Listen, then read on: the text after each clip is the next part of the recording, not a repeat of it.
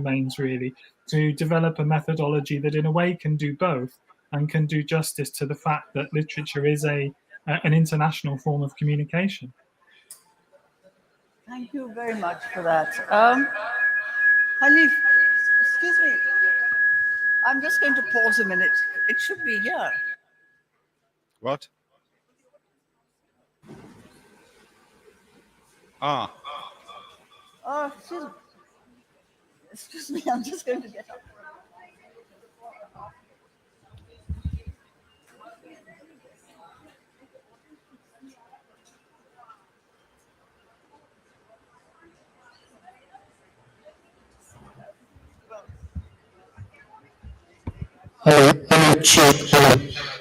नहीं मेरा तो ठीक है मगर ये पीछे का Check. Hello, 1 2. I'm sorry about all the confusion, folks. We'll go on to someone who you can see. That's Hanif. I can see them, so don't worry. I can see them, don't worry. Hey guys, I can see you. Nobody else can. That's all that matters.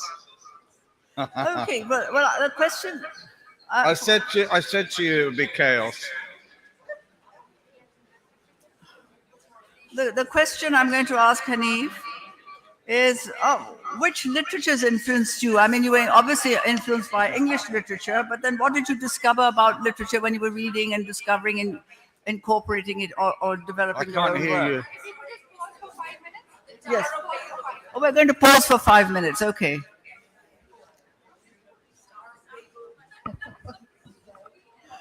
Goodness me. Yes. So we're going to pause. So you're going off. So I'm going to stay put.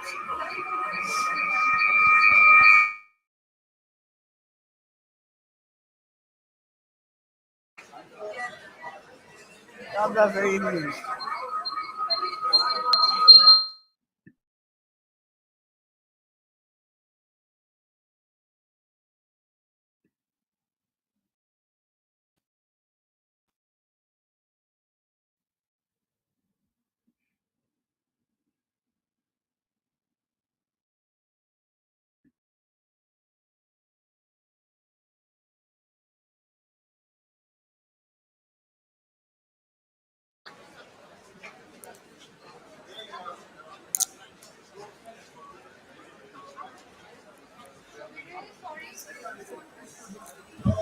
Really sorry about the inconvenience. We're working on this, and we're just going to pause the session for 5 minutes till we resolve this. Really sorry about the inconvenience. Yeah. No, it's all right. At least you must be able to see it.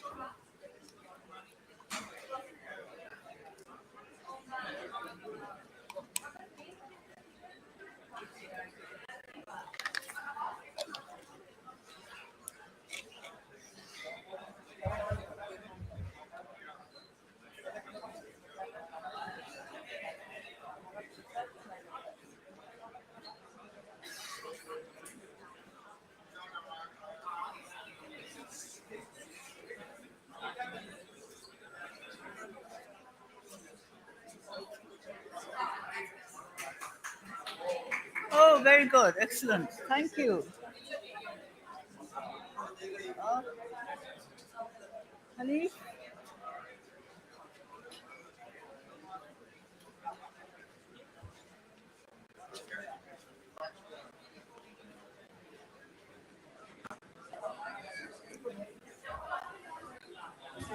Have you ever seen the film Night at the Opera? No. The Marx Brothers. Oh, okay. Please check if their mic Is the mic working? Yes, I think it is. Thank you. We can't see them there now, but you can see them Yes, there. well, no. Otherwise, it was really very difficult. We'll start. Well, I won't go back. I mean, Peter said how important literature as a means of communication and was today. And I'm now going to ask Hanif He was born and brought up in the UK. What literatures influenced your work, and what did you discover about literature, language, writing, cultures in the process?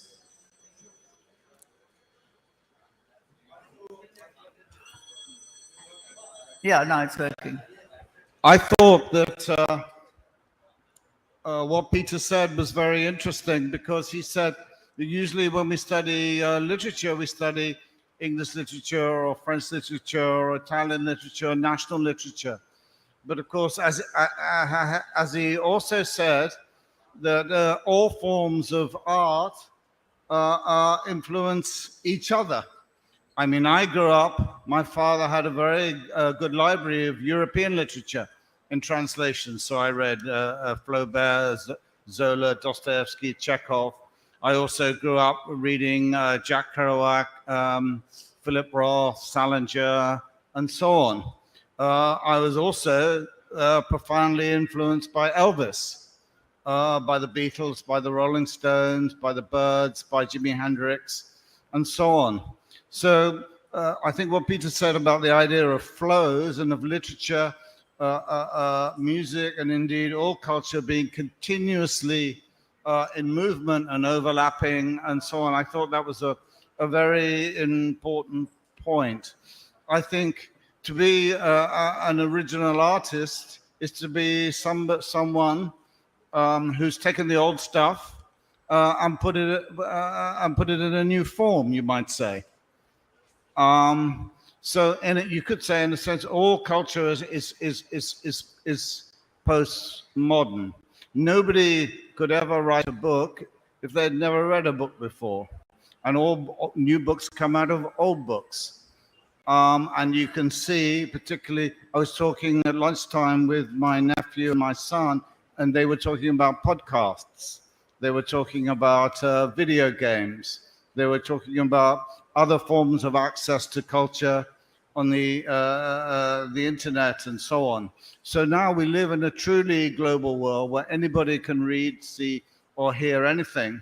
And you could say, in a sense, this has always been the condition of literature.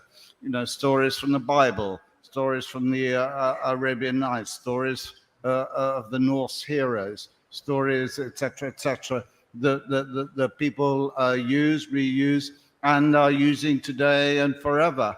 So you could say it's always been a melange. It's more of a melange now. And anything that is new has to come out of the old. Thank you. That's really interesting, especially about today and podcasts and digital media. Kamla, my next question is to you. You were born and brought up in Karachi. How did you discover your voice as a writer? And what did your engagement with Urdu and ancient Greek and various other texts beyond the Anglo-American norm, what did this entail? How did this evolve? Well, I suppose, I mean, you know, I grew up in Karachi, but as you know, because you're my mother, I was reading books entirely in English. And those early books, those childhood books, were very much books written, you know, in a sort of very English kind of way, whether it's Enid Blyton or it's C.S. Lewis. And you have a sense that literature is something that was happening somewhere else. And the idea of what an English language literature could look like if coming from Pakistan was something that certainly as a child I had no awareness of. And, you know, I count myself very lucky that as I was sort of growing into adolescence and beyond, we started to have writers, or I started to read writers such as Dapsi Sitwa or Anita Desai, and, you know, later Hanif, of course, much later because he's very, very young. But you then had these writers. So more than other languages, I want to talk about the importance of writers who were disrupting the idea of Anglophone literature as something that was about white English people, and that, you know, the rest of us would appear only as sort of the native encounter. And that became, I think, the most significant thing, the first significant thing for me in trying to think about how to write right from Karachi in English in a way that felt organic and whole. The great influence of my life was Agha Shahid Ali, who you mentioned earlier with reference to the ghazal, but it was one of these acts of providence that I went off to a tiny college in a village on a hill in the snow belt of upstate New York, and there was this Kashmiri poet. And Shahid was already, I mean, you talk about the ghazal being so important in English now. I don't think it's any exaggeration to say that the root of that was one man's work, and that was Agha Shahid Ali, who it was sort of his mission through the 90s to bring the ghazal into the English in its original form, not just this series of couplets, but really to stick to what the poetic form was.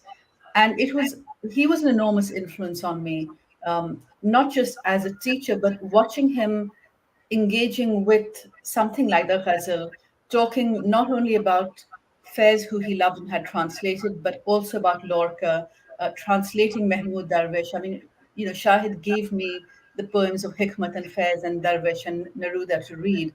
And this idea that actually your sensibilities as a Pakistani poet were in some ways going to be better informed by writers from Latin America writing in Spanish and then translated into English than they might be, by, I don't know, Enid Blyton, which is not to take away from the importance of Enid Blyton as a formative influence.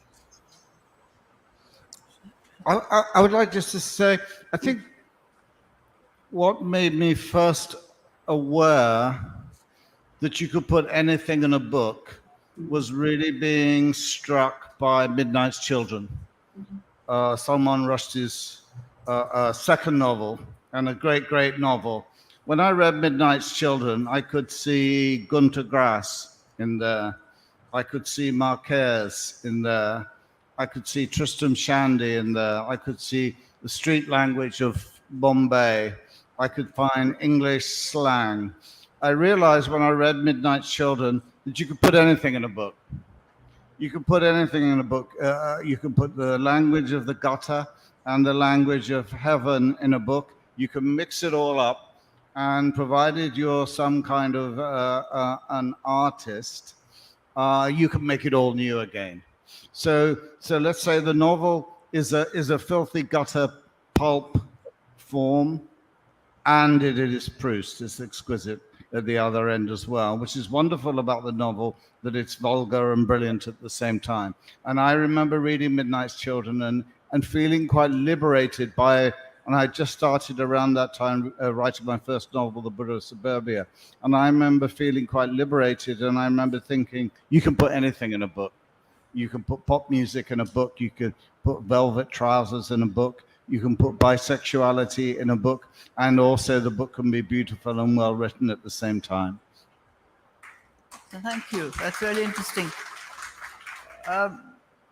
Do you have any comment on that? Either of you? Well, I just want to say that I think that word liberation, I think that really is the word to describe the feeling of reading through that generation of writers from the 80s onward. And yeah, that feeling that all our lives can be that I mean, I think, I would hope that to anyone who is in their 20s now, what I'm saying sounds a little bit ridiculous. The sense that you could grow up thinking there's no place for these kind of experiences in an English language novel, because that was so blown apart by that whole generation of writers. Yes, Peter, do you have? Sorry. Yes, I think that's very true, and there's the whole idea of transcending boundaries as well, because I think that's what we're talking about here. The conventional expectations of what a novel might do, which have always been actually superseded by the practice. Criticism always follows practice. It sometimes pretends it doesn't, but it always follows practice.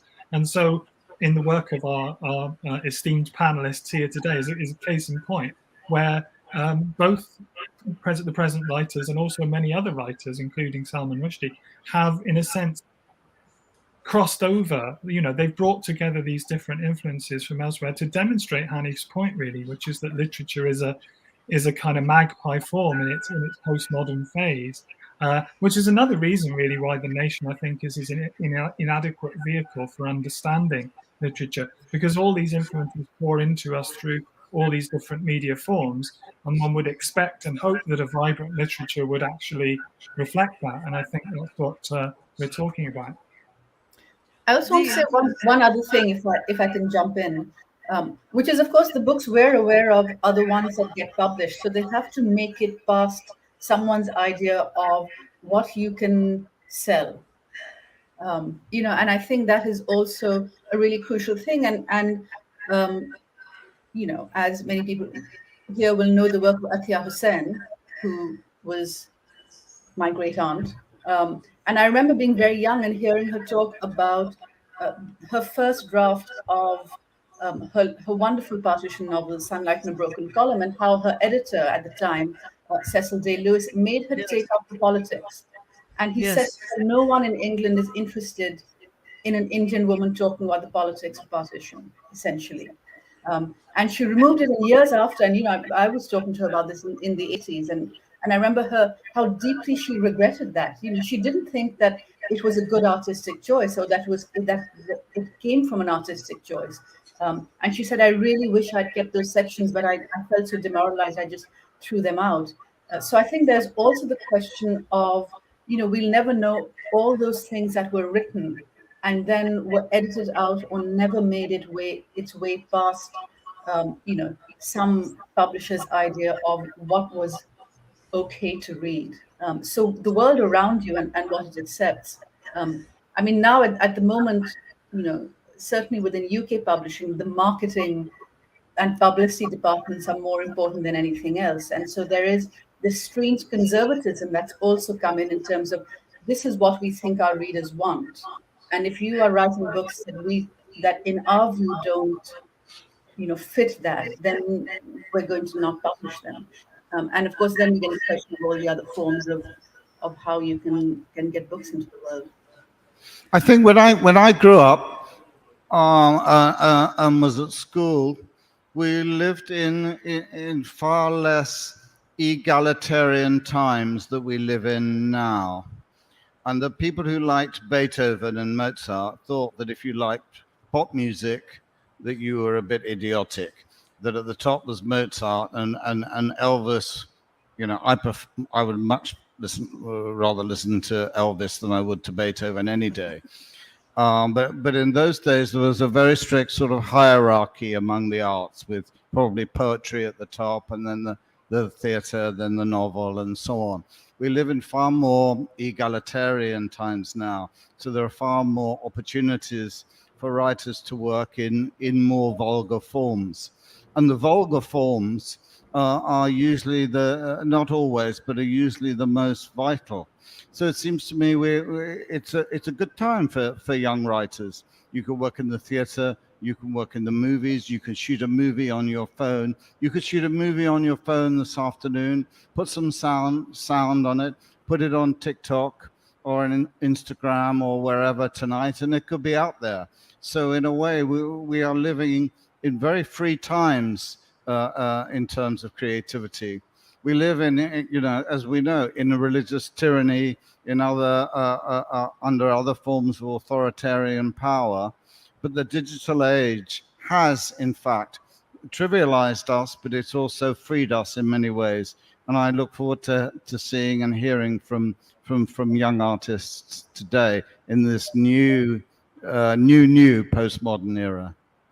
Oh, there's one question I have, that, there's a perception that the world literature today is kind of dominated by English literature. Is this correct? And if so, what impact does it have on other languages from all over the world, including European languages?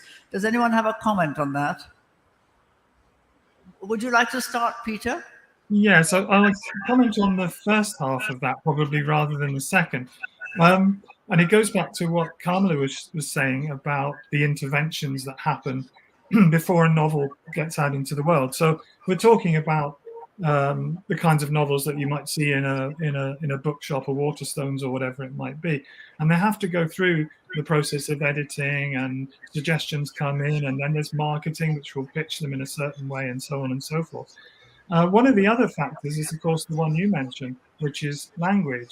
An English language dominance really, across the most parts, large swathes of the world. Think about transnational media corporations are interested in niche markets, developing markets, but they're also particularly interested in what will sell. And